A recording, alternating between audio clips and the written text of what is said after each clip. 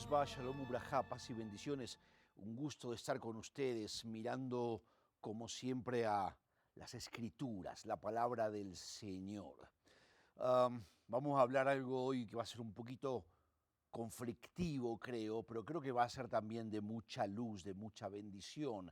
Algo que yo empecé a entender solo hace algunos años.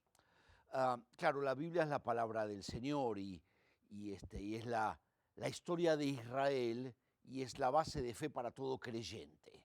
Martín Lutero lo dijo muy bien en la Reforma protestante fue, no hay ninguna tradición de la iglesia que tenga autoridad por sobre la Escritura. Es la Biblia la que tiene la autoridad, la fuente de base para todo creyente. Fue un dicho de Martín Lutero que fue tremendo, cambió la historia de la humanidad. En un principio todas las iglesias se basaban por la escritura, pero después empezaron con su tradición personal. Hoy en día también muchas denominaciones han empezado con la autoridad de la escritura, pero tienen también cierta tradición denominacional. Martín Lutero volvió a esto, la escritura es la base de autoridad. Pero hay algo que quiero decirles hoy en cuanto a la Biblia que, que como judío me inquieta, como judío y como cristiano que soy también, judío de padres, cristiano por haber recibido a Jesús como mi Salvador. Nuestra fe está basada obviamente en la cruz de Jesús. El Señor en la cruz pagó el precio por todos nuestros pecados, nos perdonó, nos cubre con su sangre preciosa. Nuestro comportamiento no es perfecto, todavía tenemos mucho pecado y mucho error, pero estamos cubiertos por la sangre de Jesús y por ese cubrimiento es que podemos entrar en la presencia del Señor. Yo no entro en la presencia del Señor porque me porto bien. Yo entro en la presencia del Señor porque estoy cubierto por la sangre de Jesús. La palabra cubrimiento en hebreo es capará, de ahí viene la kipá, cubrimiento, de ahí viene Yom Kippur, el día del cubrimiento. Es una palabra bien importante, capará, cubrimiento, porque la sangre de Jesucristo me cubre a mí de todo pecado, yo puedo entrar en la presencia del Señor. Ahora, digo esto porque lo que voy a hablar hoy va a ser un poco inquietante tal vez para algunos. La palabra del Señor es la historia de Israel, es la revelación del Señor aquí en la tierra, pero, eh, pero a veces que nos cuesta entenderla un poco. A los cristianos hay veces que nos cuesta comprender los personajes bíblicos y es porque alguien en algún momento de la historia escribió esta página. Mira, acá hay una página que dice Nuevo Testamento. Alguien la puso allí, alguien la escribió. Y yo no sé quién es quien la escribió, pero esta página, Nuevo Testamento, hay una página que dice Antiguo Testamento al principio, y esta página Nuevo Testamento, esto fue agregado después. Malaquías no la escribió, Mateo tampoco escribió esta página. La gran pregunta es, ¿quién escribió esta página? ¿Y quién la puso aquí? ¿Te das cuenta que esto es una edición? La Biblia ha sido editada, alguien la editó y por esta página aquí que dice Nuevo Testamento, los pastores predican todos los domingos y dicen en el Antiguo Testamento, en el Nuevo Testamento, por estas dos páginas, de nuevo, que no sabemos quién las pusieron acá. Tal vez fue en el Concilio de Nicea, en el año 325 que se escribió esta página, yo no lo sé en realidad, pero sé la influencia que tiene esa página. Y esa página fue escrita después. No es bíblica, no, a la Biblia es la palabra de Dios, no le podemos quitar ni le podemos agregar nada. Es lo que el Señor nos dejó. No podemos poner una página ahí en el medio y ahora pensar en Antiguo y Nuevo Testamento. Y aparte, si quieres pensarlo un poco más profundamente, para los judíos es una cosa muy agresiva esto. Para los judíos es como que si el Señor escribió un Nuevo Testamento, no sé si se alcanza a ver, pero tú la conoces. Si el Señor, si tu padre escribe un Nuevo Testamento, es porque te dejó afuera de la herencia. es porque no eres hijo sino bastardo. Si tu padre escribe un Nuevo Testamento es porque te ha desheredado. Esta página lo que muestra en realidad es la doctrina cristiana de la condenación eterna de Israel. Si te pones a pensar, si el Señor hizo un Nuevo Testamento, desheredó a Israel y ahora es la iglesia, esta página lo que muestra es la doctrina cristiana de la condenación eterna de Israel, que Israel ya no es más el Hijo de Dios. El Señor escribió un Nuevo Testamento. La expresión Nuevo Testamento, en la última cena, Jesús toma de la copa y dice, esta es la copa de mi nuevo pacto. Pero Reina Valera y algunas traducciones dicen, esta es la copa de mi Nuevo Testamento. Para los judíos es algo muy agresivo, que el Señor nos desheredó. Resulta que hoy en día, después de 2000 años, hay de vuelta un Estado de Israel, de vuelta los judíos estamos en la tierra prometida, de vuelta hablamos hebreo, así que el Señor no nos desheredó nada. Pero la iglesia lo pensó por muchos siglos. Israel perdió su condición de hijo. Israel es maldita por la eternidad. El Señor escribió un Nuevo Testamento. Bueno, hay mucho para decir de esto. Es un tema que debemos tocarlo, porque es parte de la historia del cristianismo, es parte de nuestra historia como judíos también, es parte de las Escrituras. ¿Cómo debemos estudiar la Biblia? Debemos estudiarla no en Antiguo y Nuevo Testamento, porque esas dos páginas son apócrifas, no son escritas por el Señor, no son obra del Espíritu Santo. La Biblia es la palabra de Dios, inspirada por el Espíritu Santo. Esas dos páginas fueron puestas después, no son obra del Espíritu Santo, y están en tu Biblia y están en mi Biblia. Y no sé si debemos ser muy tolerantes con esta página, porque nos está afectando demasiado. Y te voy a mostrar en este programa, seguramente en el que viene también, cuál es el efecto de esta página. Mira, empieza Mateo a escribir el Evangelio. Los 4 evangelios, Mateo, Marcos, Lucas y Juan, son 4 testigos oculares de la muerte, de la vida, muerte y resurrección de Jesucristo. Esos son los evangelios. El primero es el de Mateo. Y Mateo empieza a contar la vida de Jesús, va a contar la muerte y la resurrección. Y Mateo empieza hablando de la genealogía de Jesús. Y empieza desde Abraham. Mateo empieza desde Abraham. Y empieza Mateo 1.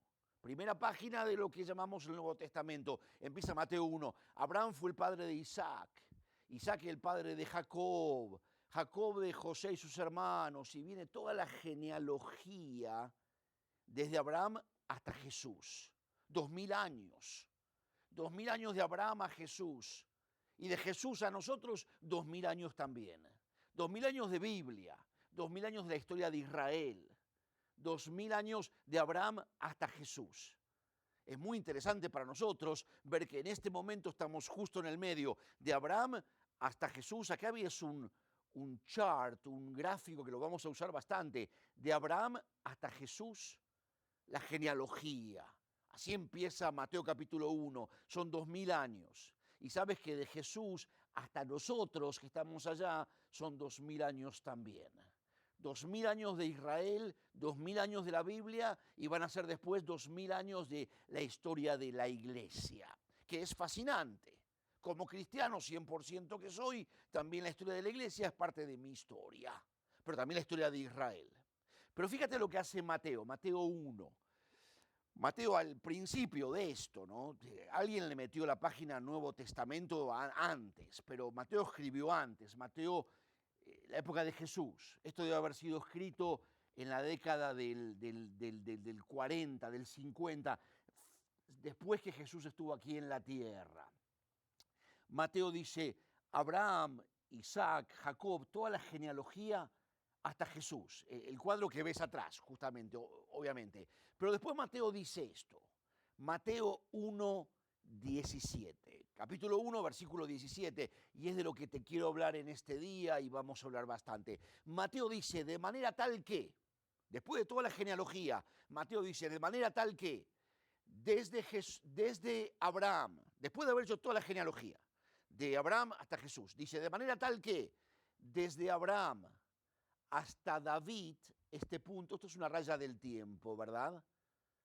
Desde Abraham hasta David, dice Mateo, habían 14 generaciones, grupo número 1. Desde David, acá estamos con David, desde David hasta Babilonia, 14 generaciones, grupo número 2, aquí. Generaciones de Abraham, generaciones de David, hasta Babilonia. Yo le puse, y desde Babilonia hasta Jesús, yo puse desde Daniel hasta Jesús. Yo lo cambié esto. No debemos cambiar nada de las escrituras, pero esto es porque Daniel es un muchachito de 15 años que es llevado a Babilonia, lo que hoy en día es Irak, tú sabes, la tierra de Saddam Hussein, se llamaba antiguamente Babilonia. Le cambiaron el nombre.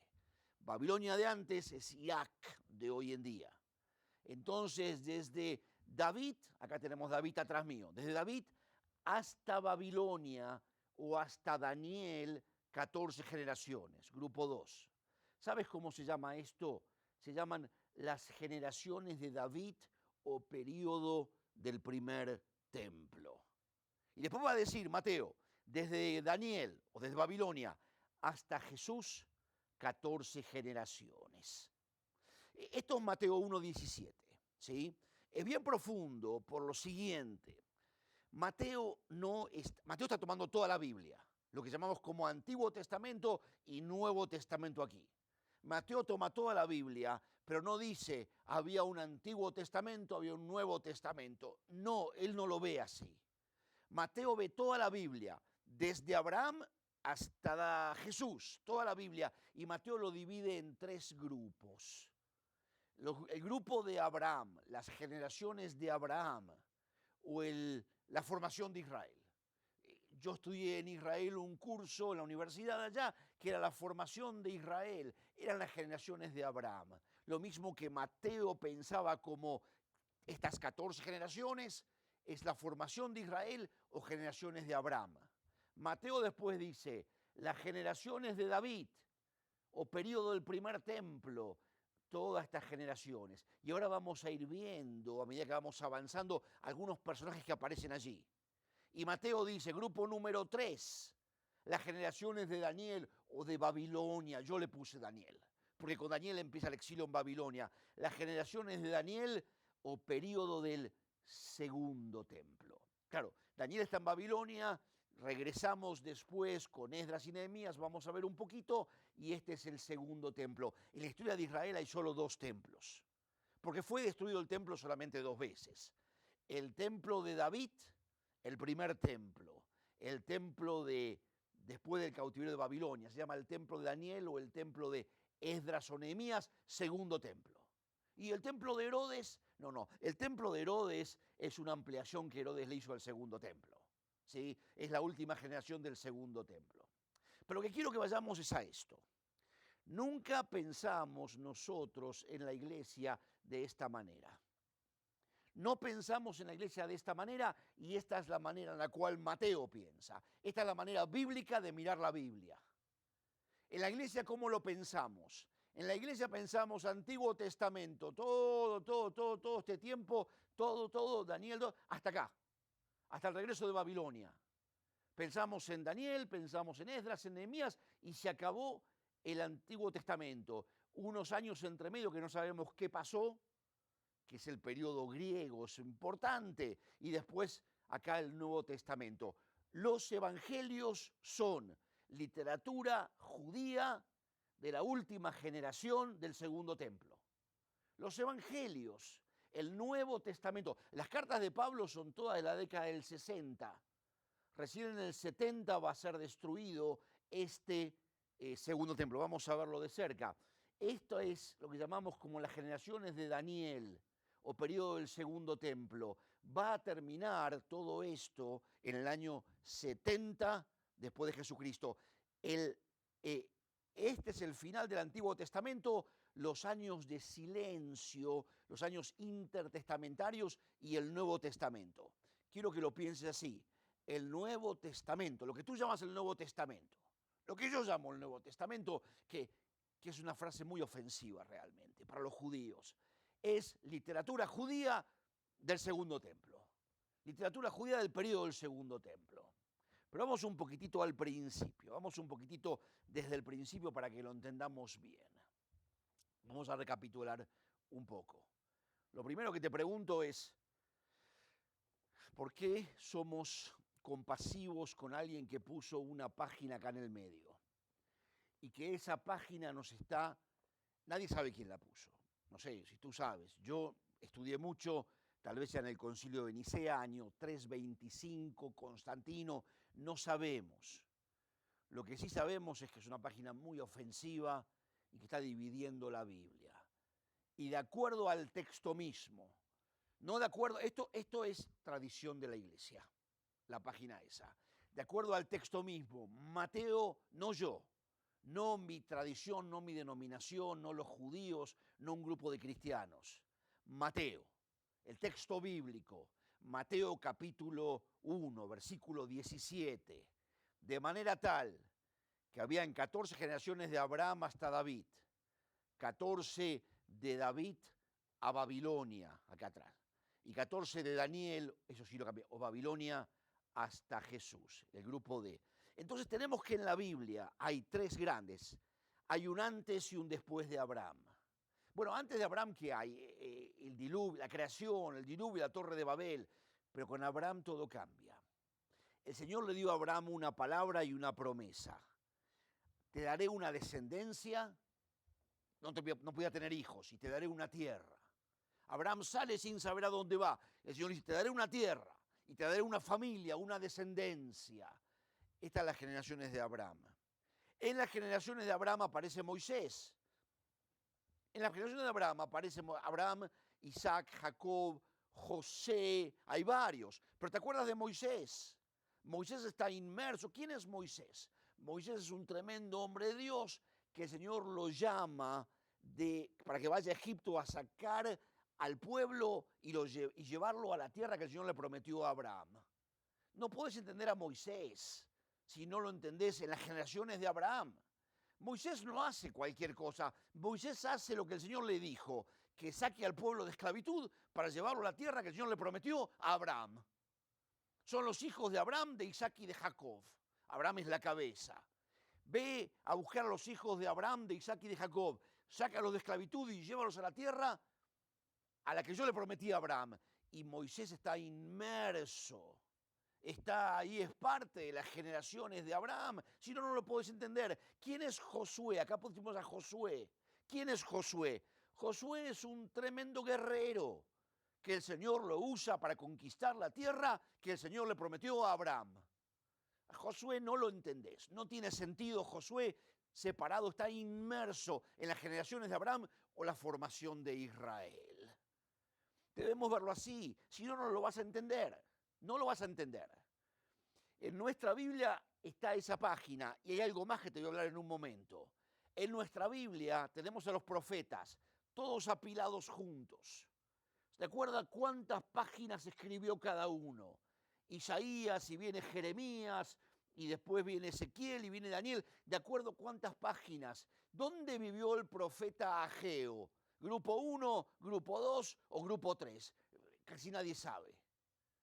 ¿Dónde vivió Jonás? 1, 2, la generación de Abraham, de David o de Daniel. Nadie lo sabe porque apilamos el Antiguo Testamento como algo que está antiguo, algo que está maldecido.